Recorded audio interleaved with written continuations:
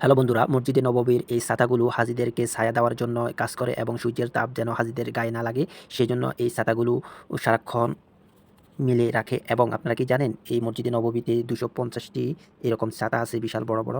এই ছাতাগুলো হাজার হাজার লক্ষ লক্ষ হাজিদেরকে ছায়া দেয়।